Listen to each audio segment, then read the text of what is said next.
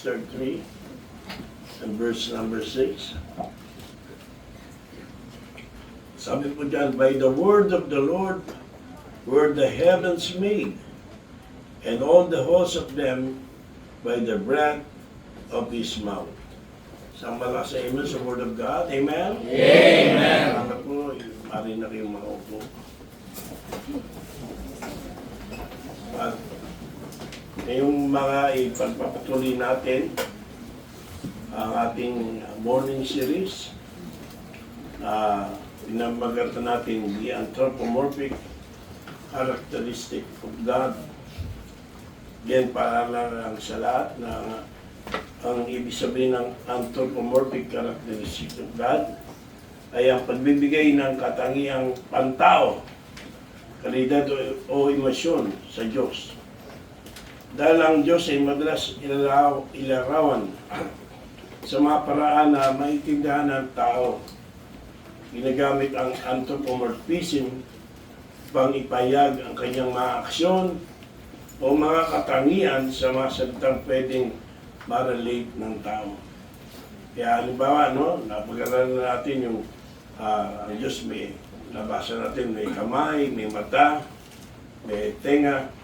Hindi nangangulugan ito na literal. Walang ilaw, literal na may ganitong physical na mga katangian ang Diyos. Hindi bagkus nakakatulong ito sa ating mga tao na maunawaan ang kanyang involvement or care in human affairs. Kaya sa anthropomorphic characteristic of God, na matatagpuan natin sa mga kasulatan, ay tumutulong sa atin upang makilala ang Diyos at makilala din ang ating mga sarili. Ngayon po, tutalakayin natin ang isang makapangyarihang tema na binabagit dito sa Psalms 33 verse number 6 na nagpapayag ng creative, revelatory at sustaining power of the Word of God. Sa talatang ito, pinaalalahanan tayo na everything in creation, from the vast heavens to the stars, the planets, and all things in the universe came into being simply by the spoken word of God. Amen. Itong profound truth na ito ay nagtuturo sa atin that God's word is not just a set of instructions, kundi ito ay isang buhay na persa, living force with the authority na i-shape, i-sustain, at i-transform lahat ng bagay in existence. No? As we explore the mouth of God, yun nating pag-usapan yun, the mouth of God, we will reflect on the power of His Word, the purpose of His speaking to us, and the provision it offers sa mga makikinig at tatalima. Power, purpose, and provision. Yan po yung ating tatalakayin ngayon. Ito ay hindi lamang academic concept, kundi isang life-changing truth para sa atin bilang mga believers. Kaya ng paglikha sa universe sa mamagitan ng kanyang salita, ang kanyang salita ay patuloy na makapangyarihan ngayon. His word is still powerful today. Amen? Na magdudulot ng buhay sa ating mga puso, gagabay sa ating mga landas, at magbibigay ng lakas na kailangan natin sa bawat araw. Kaya inanyayahan ko kayo ngayon na buksan ang inyong mga puso at isipan as we meditate on Psalms 33 verse number 6 and consider the immense power and purpose behind the mouth of God. Huwag magbigay hamon sa atin ang mensaheng ito ngayon at magbigay ng higit na karangalan at pagpapahalaga sa salita ng Diyos, sapagkat sa mamagitan ng kanyang salita ating matutuklasan ang buhay, kahulugan ng buhay at walang hanggang pag-asa. Kaya nga ang title kinuha natin sa first part ng verse number 6. By the word of the Lord were the heavens made? And we were going to talk about the mouth of God. Now, una, pag sinabi nating mouth of God sa Bible, mutukoy ito sa power of the mouth of God. Kapangyarihan ng bibig ng Diyos. The power of the mouth of God. Anong kapangyarihan ito? Anong power ito? Wala na. Okay? Ito, una sa lahat is the power of creation. Ang kapangyarihan sa paglikha. Sabi niya, no, God spoke the universe into existence. Kaya ang salita ni Diyos hindi lamang simple communication. Ito ay creative and transformative. Everything that exists ay nalikha ayon sa kanyang utos lamang. No? Ang universe ay nilikha sa salita ng Diyos. Genesis 1:3. Sabi niya, let there be light. At anong nangyari? Agad itong bitaw. Agad itong nangyari. And it was perfect. The moment that God spoke, it was so. Ang mga galaxies, ang mga stars, ang mga planets, at lahat ng buhay were created by His breath, by His word. Kung isipin yung mga sculptor, kumukuha sila ng mga raw materials at shape nila ito gamit ang kanilang mga kamay. Ngunit ang Diyos, He speaks at ang buong mundo ay nahubog. Hindi niya kailangan ang mga kagamitan o materyales. His word alone ay sapat na. Ang kanyang salita ay sapat na. Kaya nga sabi ni John Piper, now you help me, no? You're going to read the quotations. Basa. God spoke, and the worlds were made, and with the same word He sustains all things. So sabi niya, nagsalita ang Diyos at ang mga mundo ay nagawa. At sa parehong salita, pinapanatili niya ang lahat ng mga bagay. Amen. Yung din sabi ni R.C. Sproul, Basa. God's word is not a suggestion, it is a sovereign decree that brings all things into existence and keeps them in motion. So, salita ng Diyos ay hindi isang suggestion. Ito ay isang soberanong utos na dadala ng lahat ng bagay sa pag-iral at nagpapanatili sa kanilang galaw. Amen?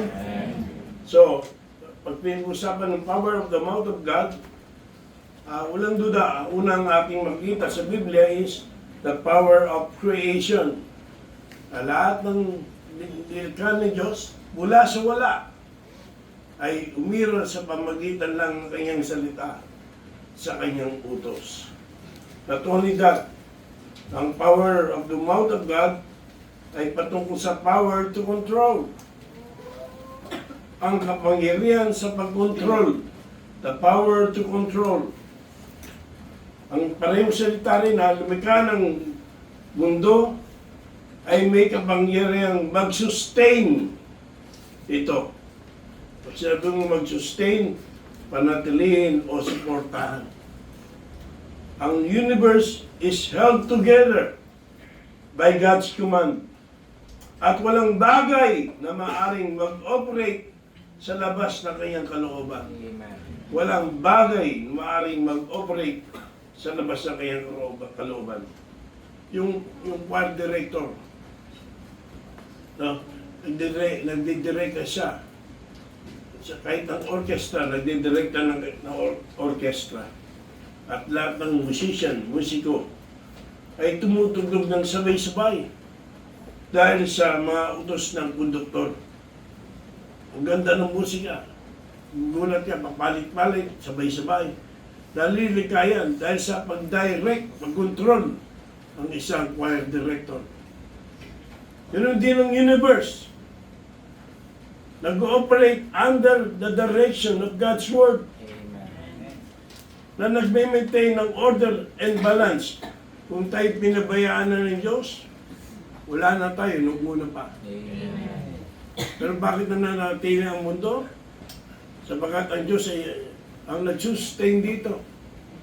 Kaya nanatili ang order and balance. Isipin natin ang kwentong sinabi dito sa Bible na ginawa ng Panginoong Yesu Cristo sa Mark 4:39. Ano nangyari dyan? Pinayapa ng Panginoon ang bagyo. May bagyo, di ba? Pinayapa ng Panginoon. Sa isang salita lamang, inuutos niya sa mga hangin at alon na tumigil. At ano makita natin? Sumunod ang hangin at ang alon. In the same way, the mouth of God, I make authority over all creation. Over all creation. Kaya nga sabi ni Charles Spurgeon, maganda yung sinabi niya tungkol dyan eh. Basa ulit. God's word is the command by which the universe is ordered and held together. Ibig sabihin nga, ang salita ng Diyos ay siyang utos kung saan ang universe ay inayos at pinapanatili. Yun din, no? May isa pang quotation. Lagay mo, Brad. Hindi ko, no? Handa, basa. The Bible is the most powerful book because it is the word of the living God. It has authority to bring peace, order, and structure to a chaotic world. Ang Biblia, ang pinakamakapangyarihang aklat dahil ito ang salita ng buhay ng Diyos, ng buhay na Diyos. May otoridad itong magdala ng kapayapaan, kaayusan, at istruktura sa isang magulo na mundo. Ang Bible, ang Word of God. Ngayon po yung power of the Word of God. Hello? Amen. Sapagkat when we speak of the mouth of God, no doubt, the Word of God yung tinutukoy yan. Matthew 4:4. Naalala niyo sinasabi, I don't have that on the slide. Paliwanag lang. Sabi ni Jesus Christ, yung tinutukso siya ni Satanas, it is written, man shall not live by the bread alone, but by every word of God, that was proceeded out of the mouth of God. So, you might be wondering, bakit binabanggit natin ang Word of God? Kasi, walang ibang tutukoy yan, kundi ang Word of God. No? Walang ibang babanggitin niya, kundi ang salita ng Diyos. At ang salita ng Diyos, makita natin, ay makapangyarihan. Kapangyarihan sa paglalang, at kapangyarihan sa pagkontrol ng lahat ng bagay. Now, bigyan pa natin, nagsilang ito eh. Yung the purpose of the mouth of God. Ang layunin ng bibig ng Diyos. Ano ba layunin yan? Una, the purpose of revelation. Ang layunin ng pagpapahayag. Okay, God speaks to reveal Himself to creation. To reveal Himself. Nagsasalita siya upang ipahayag ang kanyang sarili sa kanyang nilikha. Ipahayag ang sarili niya sa atin. Ang kanyang salita ay ang ultimate revelation ng kanyang kalooban, ng kanyang karakter at kanyang layunin para sa sangkatauhan. No? Hindi natin maintindihan kung anong nasa kalooban ng isang tao, hindi siya sasabihin. No? Hindi niya ipapayag. Kaya nga, ang Diyos bigyan tayo ng kanyang salita na isa sa mga layunin niya ay ipahayag sa atin ang kanyang kalooban. Ngayon ko, pinag-aaral natin ng anthropomorphic characteristic of God. Bang makilala natin siya at malaman natin ang dapat natin gawin sa Kanya. Kaya kapag, halimbawa, isang hari nagsalita, isang hari, di ba, may kasibayan tayo, ang salita ng hari ay hindi mababali. Di ba? At pag ang isang hari nagsalita, nire-reveal na hari ang kanyang puso at ang kanyang plano. Ganyan din naman ng Diyos. Amen. Ang hari ng all creation speaks to us through His Word, Amen. revealing His will for our lives at ang kanyang mga plano para sa mundo. No? At hindi lamang ang marami, kundi tayo. May struggle tayo dyan. May mga time, hindi tayo tapat sa pagbukasan ng salita ng Diyos. May mga time na wala tayong panahon to read the Word of God. Ha? Dinadaanan natin lahat yan. Sama na ako. And have you noticed that during the time na hindi tayo nag-consult sa Word of God, yun yung mga time na medyo naliligaw tayo ng landas. Nagkakamali tayo ng desisyon. Ang Word of God ay isang blueprint. Ano yung blueprint? Blueprint. Diba? Isang blueprint ay bibigyan ng isang manggagawa upang ipakita ang plano ng construction. Ganun ang salita ng Diyos. Ito yung blueprint na binigay ng Diyos para sa atin upang gabayan tayo sa ang ating buhay, mamuhay tayo ng ayon sa kanyang design. Again, let me repeat. The Word of God is the blueprint para sa ating buhay. Amen. So we can live according to His design.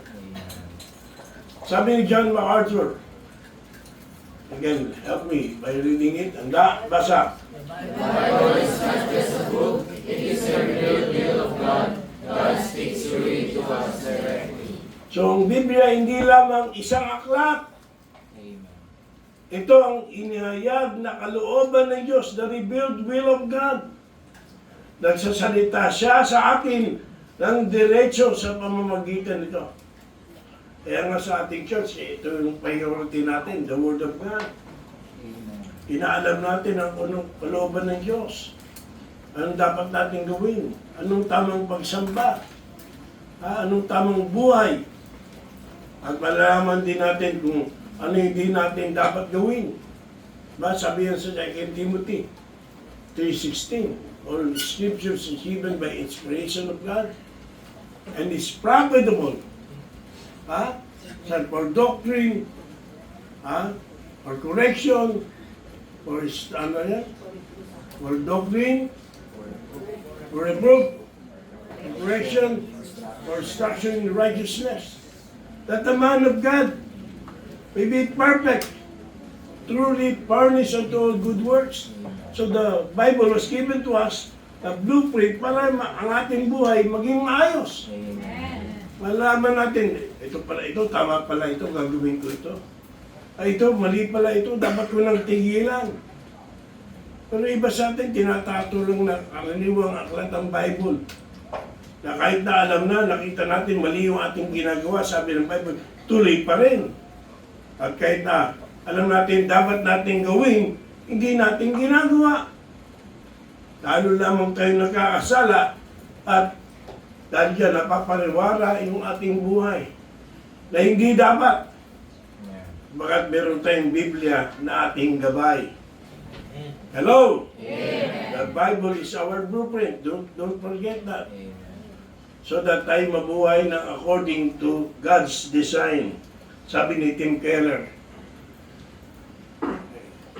Hey, basa.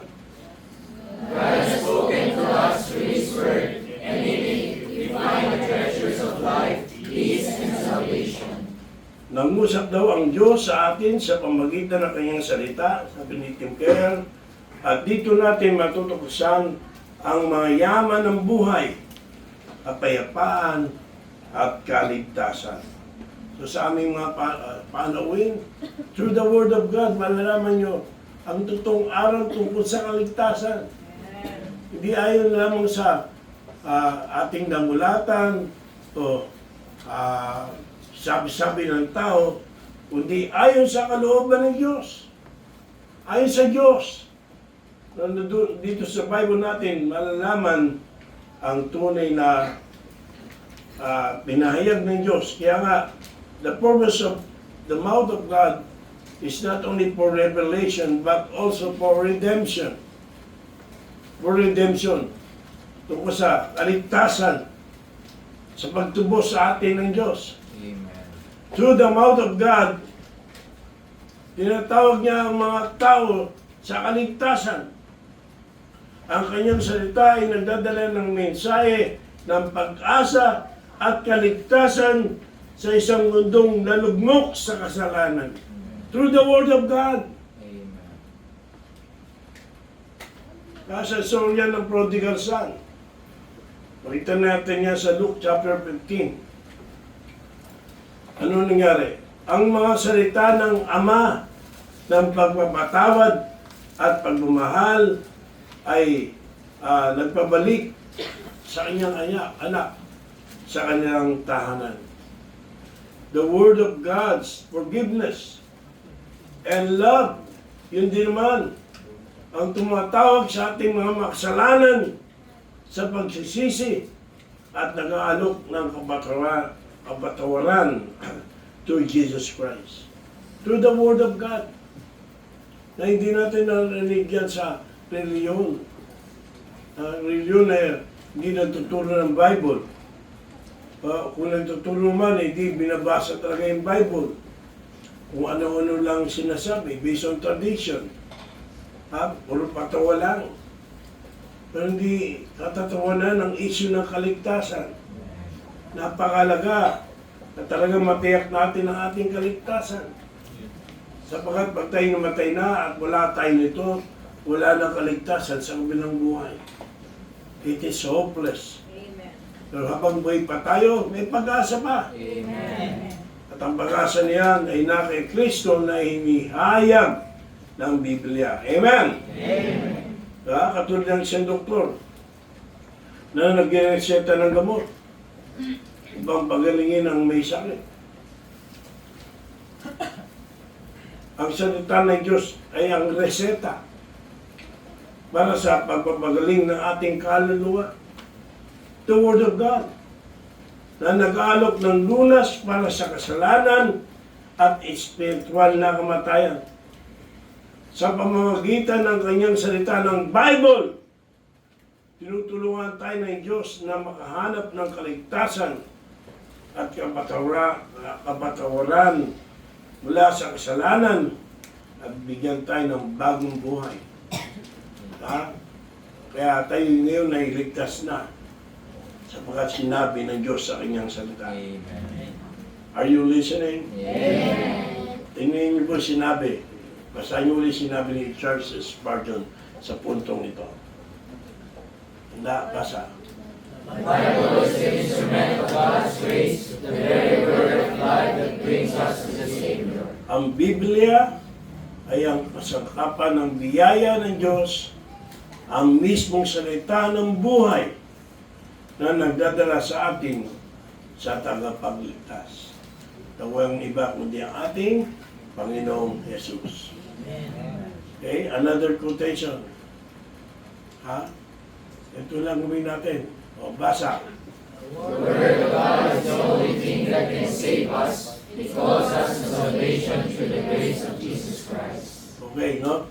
Ang salita ng Diyos ay ang tanging bagay na makapagligtas sa atin. Tinatawag tayo nito sa kaligtasan sa pamamagitan ng biyaya ni Yesu Cristo. Mga hindi nagbabasa ng Bible, walang kaligtasan yan. Paano mo sabing ligtas ka? Hindi mo naman binabasa ang Word of God. Kaya tayo naman, sabi mong maraming na-open sa atin. Sabi nila, kayo mga Baptist, may yabang kayo. So sabi nyo, ligtas kayo. Bakit natin nasasabi? Hindi sa ating sarili lamang galing yan. Kundi sa Bible, salita ng Diyos. Sabi nga sa Romans chapter 2 ang lahat ng tayo sinungaling, pero ang Diyos hindi mapagsisinungaling kailanman. Sa tayo sa din yan, ang Diyos ay hindi sinungaling. At anong epekto ng hindi pagsisinungaling ng Diyos? Titus 2:1 na tayo. Titus 2:1. Tingnan niyo po. Okay.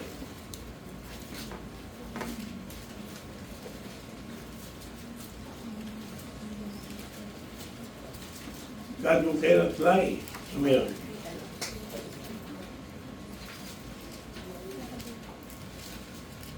Ayun, 1-2 pala. 1-2. Baliktad.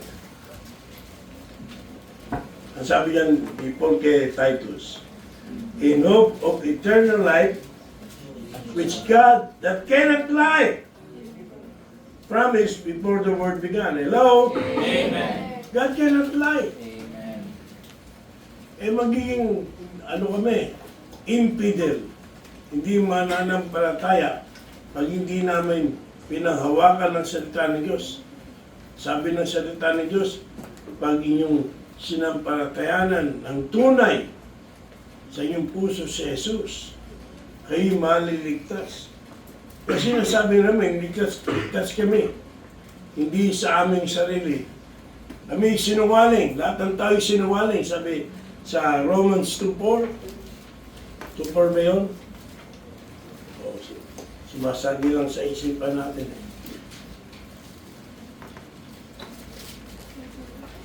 Romans, lahat ng tao, ang verse 12,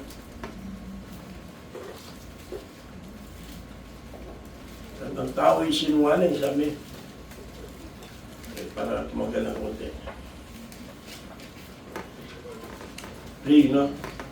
Laging kulang. 3, 4. Oh, sabi yan, God forbid, yea, let God be true, but every man a liar, as it is written, that thou mightest be justified in thy sayings, sa iyong mga salita, and mightest overcome when thou art judged. So hindi niyo pwedeng hatulan ng Diyos na siya'y nagsisinungaling, siya sinungaling. Pero sapat na dahilan yan para sampalatayanan natin ang kanyang salita. If you're going to ask me, ganun din sa inyo, I'm not holding a false hope. Ang hawak tayo sa salita ng Diyos, at dahil sa salita ng Diyos, sabi natin, tayo ligtas. Now, iba naman yung easy believing. Sumunod sa prayer, sabi ligtas naman. May patunay. May ebidensya. Hindi naman natin pwedeng lukuhin ng Diyos. May ebidensya na ikaw ay ligtas. Isa lamang ebidensya, tayo ay sumasamba. Tayo napupuli. Ilan lang yan. Mga bagay na hindi natin ginagawa dati. Mga bagay na dati kinakatamaran o kailangan tayong pilitin. Pero ngayon, bagay na ng ating buhay. Na parang hindi tayo mabubuhay kung mawawala yan. Sapagkat yan ang ebidensya. Patunay ng kaligtasan na ginawa ni Kristo sa ating buhay. So, when the Bible speaks of the Word of God, wala tumutukoy ito sa power. The mouth of God, I mean, it speaks of the power of the mouth of God, power to create, and power to control. The purpose of God for revelation and for redemption. And last but not the least,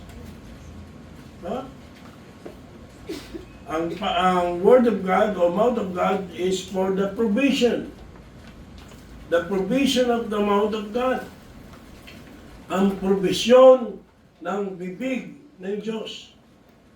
O ibig sabihin, the Word of God, the provision of the Word of God. The provision of sustenance. Ang pagkakalob sa pangangailangan. The provision for sustenance.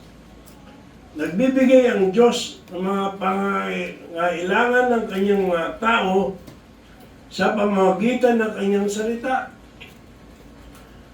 Kung paano ng physical food ang nagsusustain sa ating body, ang salita ng Diyos ang nagsusustain sa ating kaluluwa. Amen. Kaya hindi pwedeng di mo basahin ang Word of God. Sapagat ito magsusustain. Ito ang tutugon sa pangangailangan ng ating kaluluwa. Ang Word of God, ang kanyang salita ay life-giving and nourishing. Amen.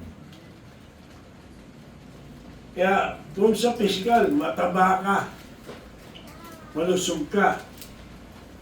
Tanong sa spiritual, mataba ka rin ba? Hindi kailangan mataba. Malusog ka ba? O malnourished ka? Kung Kristiyano ka man. Malnourished ka. Why? Because you don't feed your soul ng salita ng Diyos. Ito ang pagkain ng ating kaluluwa. Kaya nga si Jesus Christ, diba, during his earthly ministry, sabi niya sa John 6:35, na siya yung bread of life. He is the bread of life.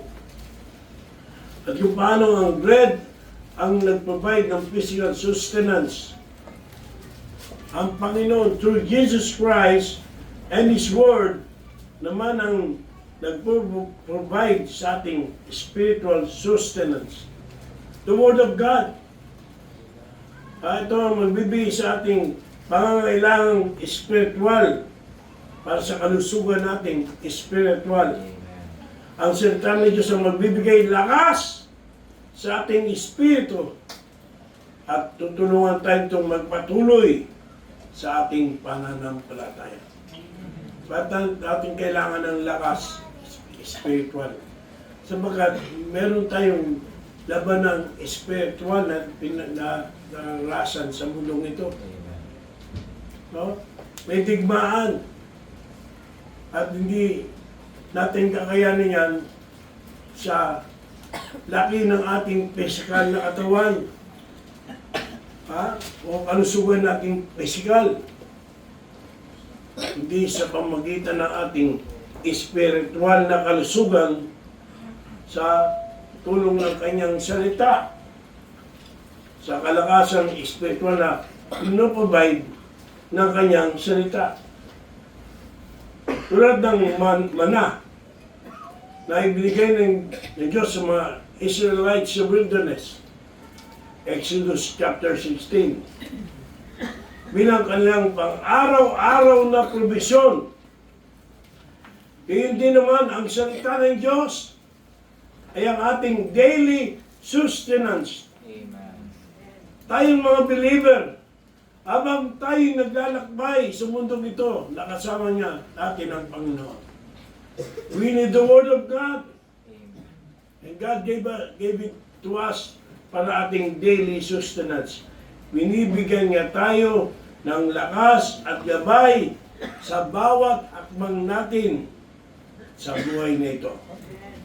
Kaya nga, again, sabi this time ni A.W. Tozer, sinasabi niya tungkol sa Word of God. Lahat, basa. God's word is the bread that satisfies the soul's hunger. Amen? Amen. Ang salita ng Diyos ay ang tinapay na nagpapasaya sa gutom na kaluluwa. Bibigay kasiyahan sa gutom na kaluluwa ng tao. Again, Matthew 4:4, sabi ni Jesus Christ, man does not live by bread alone, but by every word that proceeds from the mouth of God. Amen? Amen. Naintindihan niyo ba ako? Amen. Salamat sa Panginoon. So yan, no? May provision. Una, sustenance. Kailangan natin yan. Pagka pinagkaroon ng Panginoon, yun naman. Ang mahirap yan, yung meron ng provision, hindi mo pa kinakain. May provision, sinasayang mo lang. Naalala ko yung nakalimutan ko lang yung karakter na ang naging parusa sa masamang hari ay may pagkain pero hindi niya maabot for eternity. May pagkain pero hindi niya maabot, makuha dahil hindi niya makain for eternity. Sa isang kwento lang yun, Buti na lang, kwento lang yun. Pero dito may pagkain tayo na abot natin araw-araw. Kung naiya ka nga magdala ng Bible sa cellphone na hawak mo, may Bible na rin dyan. Kaya kung ikaw'y manatiling payat o mahina, malnourished, spiritual, hindi kasalanan ng Diyos yun. Binigyan niya tayo ng provision para tayo manatiling malakas. Kung ikaw'y manghina, kasalanan mo na. Because you did not avail and use the provision that God gave to us. Kasi yung provision ng Diyos, yan ang magbibigay ng kalakasan kailangan natin. The provision of strength. Kalakasan. Ang salita ng Diyos ang magbububay ng strength at encouragement sa time of troubles. Alam nyo, kung kalakasan hindi lang sa kalusugan pinag-uusapan natin yan. Diba, may mga taong malalakas, pero nahuhulog sa tukso. Diba? Si Samson, lakas-lakas na tao yan. Pero ano pinakita ng Bible? Mahina sa tukso. Okay? So, it is not enough na meron kang sustenance para yung malusugan iyong katawan. You also need strength.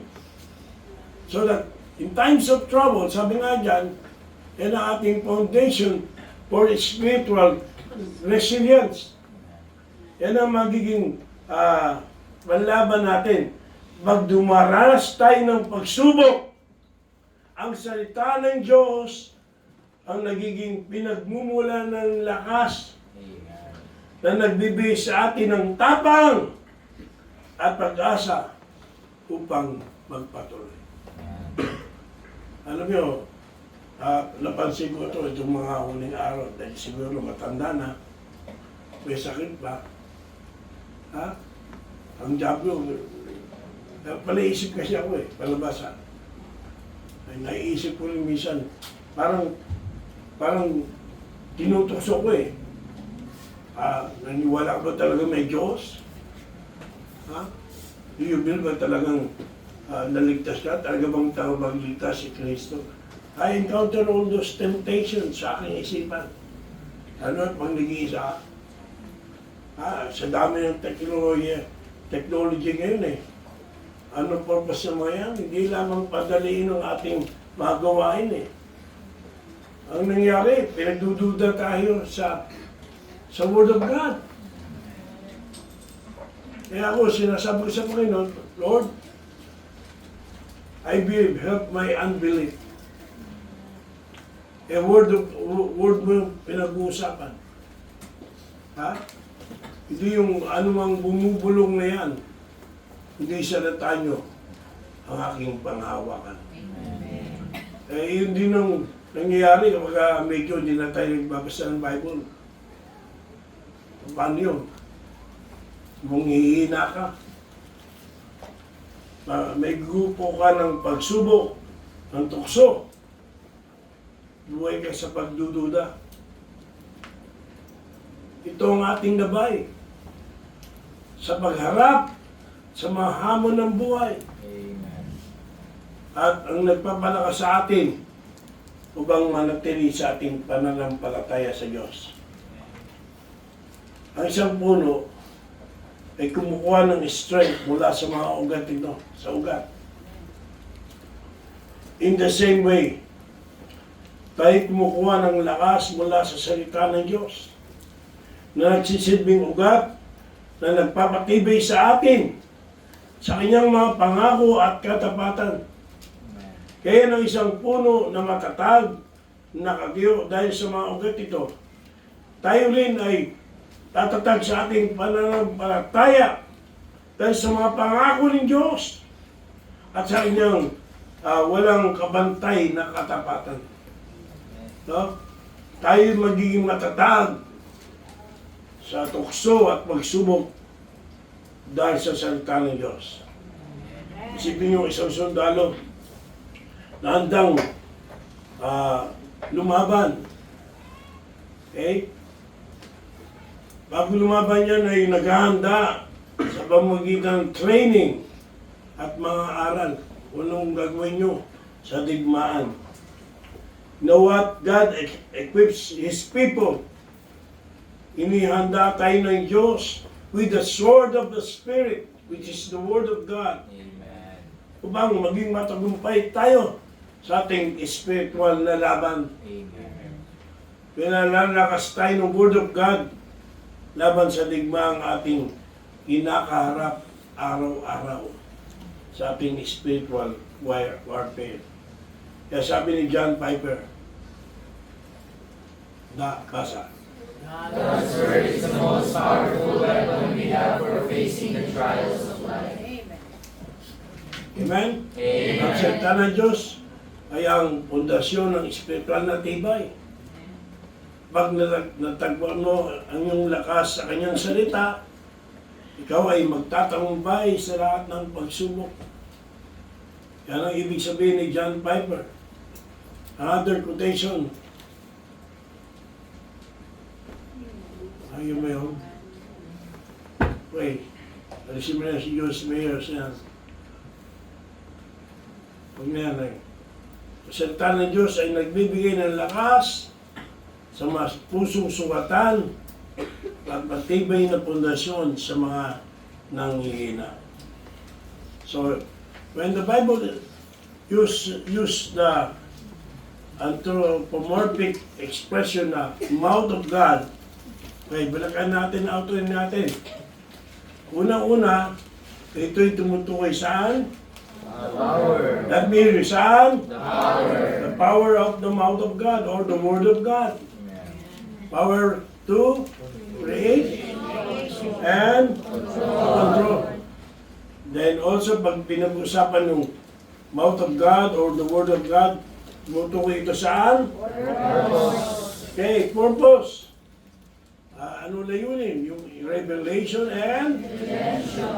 Amen. Lalo tigit yung redemption na kailangan ng mga tao. At sa panghuli, when we talk about the mouth of God, ito tumutukoy sa provision. Provision ng sustenance. Pagkakaloob ng tugon sa ating mga pangangailangan at strength na kailangan natin sa buhay na ito. Naniwala ba kayo doon? Amen. Kailangan natin. Then kailangan talaga natin ang Word of God. Amen. Huwag tayong takag-takag na natin. Wala tayong natutunan. Walang nangyari sa ating buhay. Talunan pa rin tayo. Baka nga hindi ko pa talaga nakaranas ng kaligtasan. And tagal-tagal na. Make sure first of all of your salvation. Amen. At tingnan natin ang buhay natin. Lumalago ka ba? Naging matatag ka ba? Naging matalino ka ba sa iyong mga desisyon? So dito sa Psalms 33, verse number 6, ay pinaalahanan tayong napakalaking kapangyarihan at layunin ng salita ng Diyos. Amen. Ang kanyang salita ay hindi lamang the creative force behind all creation, kundi ito rin ang nagpapahayag ng kanyang kalooban at ang pagkakaloob para sa mga tao. Bilang mga mananampalataya, tayo ay tinawag to honor God's Word. Amen. Amen. Let me repeat that. As believers, we are called to honor God's Word. Amen. Nakailangan natin itong bilang isang kasangkapan kung saan He speaks, He sustains, and He redeems us. Kaya mga kapatid, nais yung hamunin kayo, hindi ng away. Let us commit ourselves to honor the Word of God sa ating buhay. Amen. Are you listening? Amen. Let us, that this is my challenge. Ito yung ating call to action. Let us commit ourselves to honor the Word of God sa ating buhay. Amen. Huwag nating tatuwing itong lightly. Baliwala. kundi pahalaga nito bilang the very source of life and strength. The Word of God. May pakinggan natin ang Word of God. Sundin natin ito. At hayaan baguhin tayo ng salita ng Diyos upang maging kawangis tayo ni Kristo. Let us allow the Word of God to transform our lives and to conform us to the image of His Son. Kung hindi ba fully surrendered sa Word of God? Ha? Kung hindi ka pa fully surrendered sa Word of God, this morning, I invite you to seek His will through the Scriptures. This morning, trusting in the power and provisions the Word of God brings. Inahamon ko kayo. It's about time before it's too late. Tama na yung pagiging losers. Tama na yung walang direksyong buhay. Tama na yung pagiging spiritual malnourished. It's about time. Lagay natin sa kanyang proper na lalagyan, paglalagyan sa ating buhay ang Word of God. Sabi nga ng Panginoon, mismo ng Panginoon nagsabi, diba? Psalms 138:2. Nasabi yan? Let us close with that verse. Nandiyan ba kayo? Amen. Handa, basa. I will worship toward thy holy temple, and praise thy name for thy loving kindness and for thy truth. For thou hast magnified thy word above all thy name. The last part, no? For thou hast magnified thy word above all thy name. God Himself magnified His word. And that's enough for us to worship Him. Hindi sa online, toward His holy temple.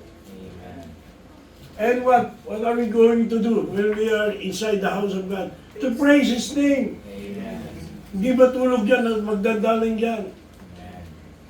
Iyakin natin na nasampan natin ang Panginoon Diyos.